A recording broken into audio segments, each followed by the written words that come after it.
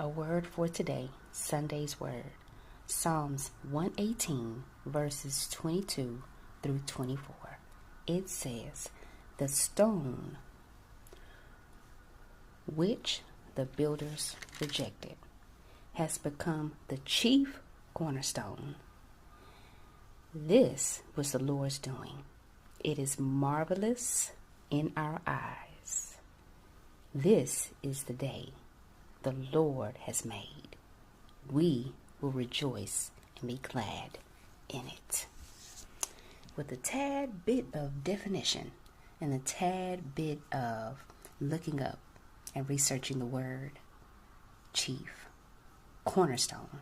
The cornerstone was a stone cap that held up rows of other stones. It helped to bind those stones to keep it intact. Jesus is the chief cornerstone. The builders, which was the earth, the people, rejected him. But Jesus is still the bonding glue between us and God, earth and heaven. He binds us to himself, right?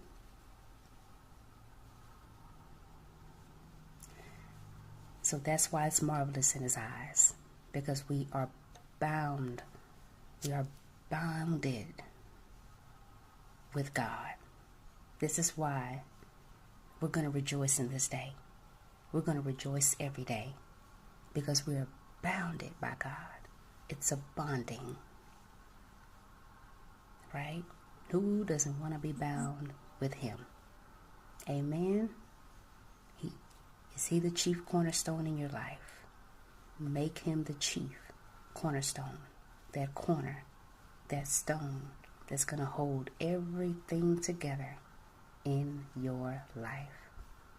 Have a blessed Sunday. I will see you later for the live. I hope to see you there. Bless y'all and go with God today. Peace is your portion. Bye-bye.